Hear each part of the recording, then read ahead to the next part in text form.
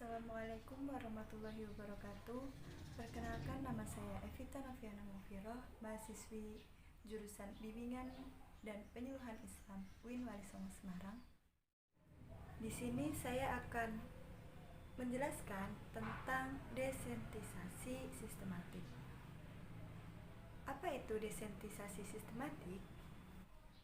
Desentisasi adalah suatu teknik yang digunakan untuk mengurangi respon emosional yang menakutkan, mencemaskan, dan tidak menyenangkan melalui aktivitas-aktivitas yang bertentangan dengan respon yang menakutkan tersebut. Teknik ini mengajarkan klien untuk santai dan menghubungkan keadaan santai tersebut dengan membayangkan pengalaman yang mencemaskan dan menakutkan. Situasi yang dihadirkan disusun secara sistematis dari yang kurang mencemaskan hingga yang paling mencemaskan. Dalam pelaksanaan teknik desentisasi sistematik ini terdapat 4 tahapan utama. Yang pertama yaitu konselor dan klien menyusun hierarki yang menyebabkan munculnya kecemasan tersebut. Hierarki ini disusun secara sistematis mulai dari yang paling ringan hingga yang paling berat. Kemudian, tahapan yang kedua yaitu konselor melatih klien untuk rileks atau santai. Nah, dalam tahapan kedua ini dapat dilakukan dengan menggunakan terapi relaksasi. Dan yang ketiga yaitu konselor melatih klien untuk membentuk respon yang bertentangan dengan hierarki kecemasan yang dialami oleh klien. Pada tahapan ketiga ini, konselor melatih klien untuk melakukan respon yang bertentangan dengan hierarki yang menyebabkan kecemasan pada klien. Pada tahap ketiga ini, dapat diterapkan prosedur imagery, di mana klien membayangkan situasi lain yang menyenangkan pada saat konselor menghadirkan situasi yang membuat klien merasa cemas. Yang terakhir yaitu tahap yang keempat. Pada tahap keempat ini yaitu pelaksanaan intervensi. Mula-mula konselor mengarahkan kepada klien untuk mencapai keadaan rileks. Kemudian setelah klien merasa rileks, konselor menyajikan dari atas hingga ke bawah hierarki yang telah disusun sebelumnya, hingga pada hierarki yang paling akhir. Dalam proses ini, jika klien dapat membayangkan situasi tersebut tanpa mengalami kecemasan, maka dapat dilanjutkan dengan hierarki-hierarki yang berikutnya.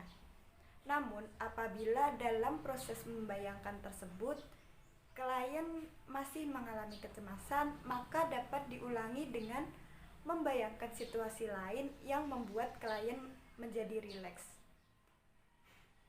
Selanjutnya, dapat dilanjutkan dengan mengulangi kembali situasi yang mencemaskan tersebut hingga klien tidak merasakan kecemasan kembali. Dan hal ini dapat dilanjutkan hingga pada hierarki terakhir pada susunan yang telah dibuat sebelumnya. Contohnya seperti orang yang mengalami fobia.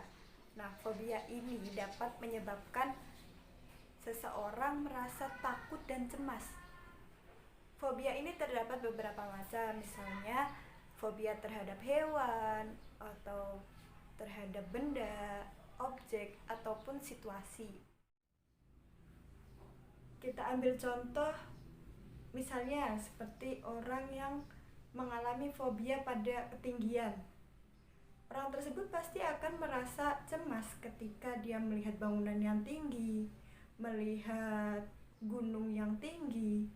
Kemudian orang tersebut membayangkan dia berada di bangunan tinggi tersebut, di bangunan paling atas, ataupun membayangkan berada di puncak gunung itu. pasti dia akan merasa cemas. Nah, hal ini dapat diatasi dengan proses konseling, salah satunya menggunakan teknik desensitisasi sistematik. Pada awalnya, orang tersebut melakukan konseling, kemudian diarahkan oleh konselor untuk menyusun hierarki yang bisa menyebabkan kecemasan yang berhubungan dengan fobia ketinggian orang tersebut. Kemudian setelah disusun, misalnya yang pertama dengan tingkat yang paling rendah, orang tersebut akan merasa cemas ketika melihat bangunan yang tinggi ataupun puncak gunung yang tinggi. Kemudian yang kedua, misalnya orang tersebut menaiki suatu tangga untuk menuju ke lantai yang selanjutnya. Kemudian dilanjutkan ke hierarki-hierarki yang lain yang lebih berat, sehingga ketika setelah proses konseling yang dilakukan,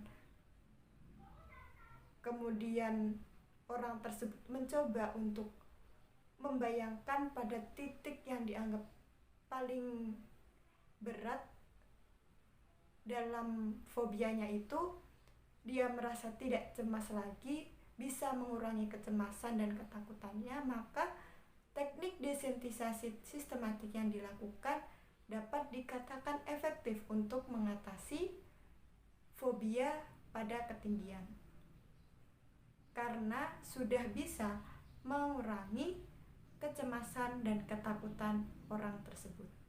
Baik, cukup sekian yang dapat saya sampaikan. Kurang lebihnya saya mohon maaf. Terima kasih. Wassalamualaikum warahmatullahi wabarakatuh.